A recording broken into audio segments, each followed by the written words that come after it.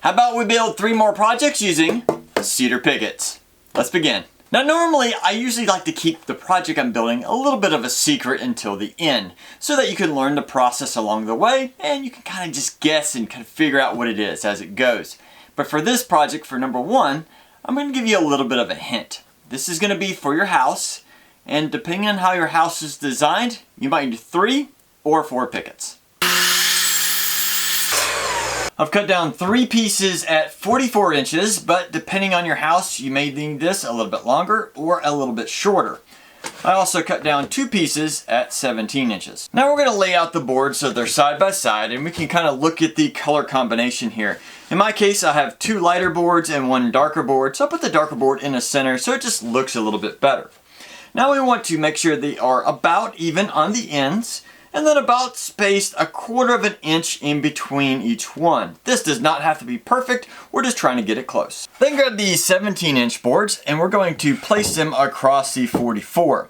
Now I'm also going to kind of push them out to the outer edges so that the outside spacing is a lot smaller than the inside spacing. In my case, I'd like these outside to be about 6 inches, but you can adjust this to whatever you feel looks appropriate. Then look down long ways along the boards here. You want to make sure that the spacing in between each of these is about the same and that the 17-inch boards are flush with the outside of the outer boards.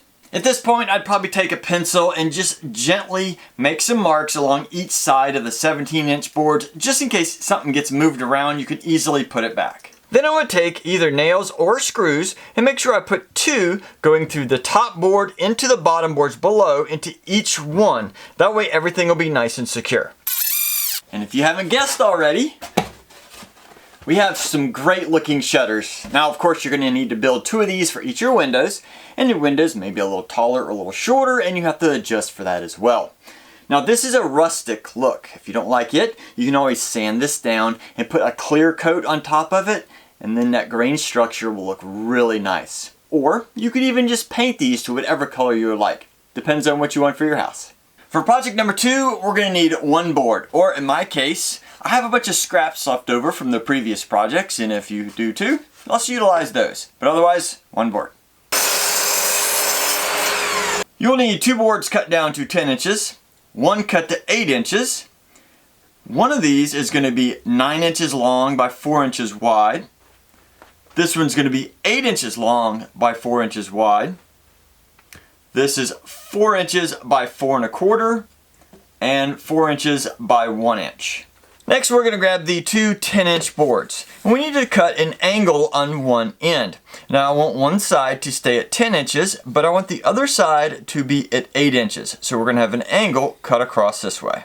And it should look something like this. Now I don't know the exact angle this was, but it should be close to 20 degrees. Now it's time to grab the 9 by 4 inch board.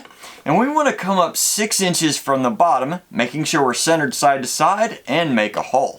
The hole needs to be 1.5 inches wide in diameter, and I'm going to use a Forstner bit to do that. If you don't have one of these, that's okay. A hole saw can do that just as well.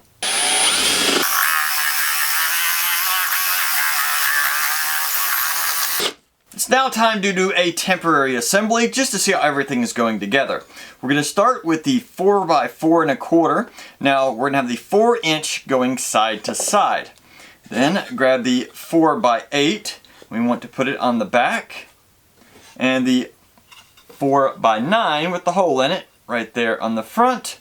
And then we're going to take the 2 10-inch boards with the high side towards the front and put those in place as well. Then we're going to take that 1-inch board and put it right on top of the front, but we seem to have a little bit of a problem, so I'm going to turn it to the side here and let me show you a close-up. Now you can tell that the little 1-inch board that sits here on the front is actually sticking up a little bit too high for the sides. So in some cases you'd want to cut that, but being that this is such a small piece, that would actually be pretty dangerous to try and cut.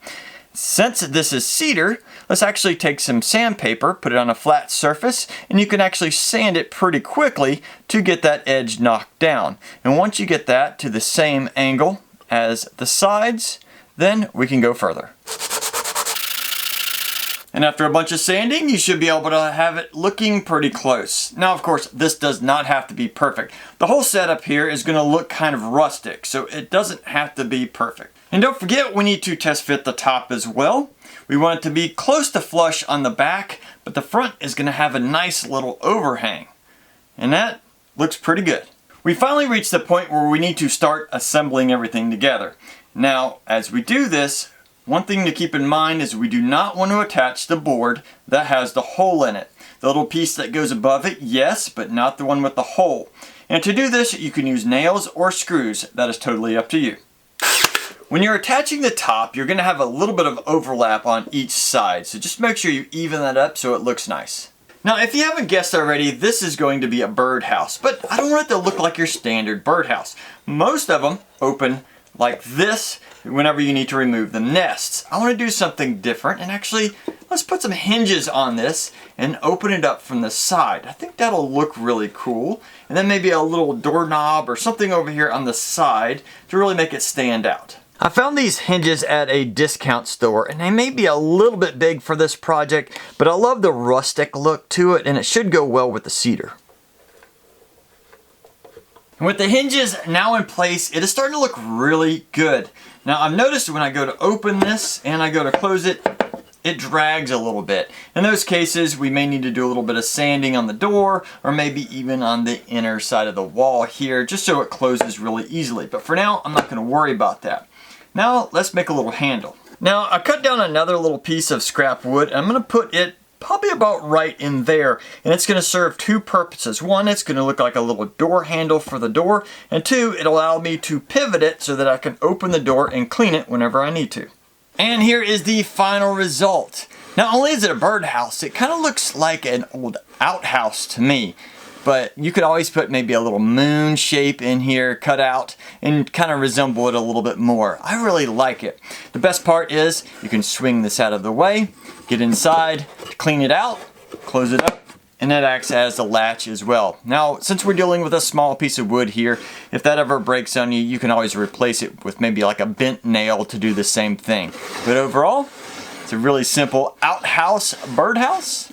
I hope you like it. For project number 3, we're just going to need one board.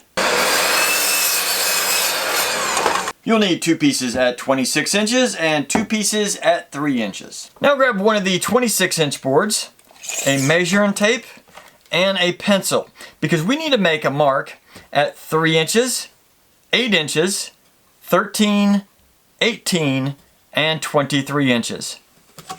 Make sure those marks are centered across the width of the board. At each of these marks, we need to cut out a 3.5-inch circle. If you happen to have a 3.5-inch hole saw, that would work perfect for you. I do not, so I'm using a compass to draw out a circle, and once I do that in all of these, I'm going to use a jigsaw to cut these out. Now, since I used a jigsaw, these holes are not going to be exactly perfect, and that is okay. I would take some sandpaper and go over some of these rough edges and remove some of the splinters, but overall, that should work. Now grab the remaining boards, and we want to take the 3-inch boards, and we're going to place it on the end of the solid board that we have left, and then take the one with the holes, and we're going to rest it right on top. In this position, once we have everything flush, we need to take some nails or screws and go through the top and through the bottom to hold it all together. And with this little setup, we can take some little pots and then take some flowers or some little vegetables, and we can get them started in the wintertime so that when springtime comes around, we can take them out and go plant them outside. And that's 3 more great projects made out of cedar fence pickets. Now, if you have any other suggestions on how to make these even better, please list those in the comments. I'd love to read them, plus you'll help out a ton of other people. Otherwise, get out in your shop and have fun building.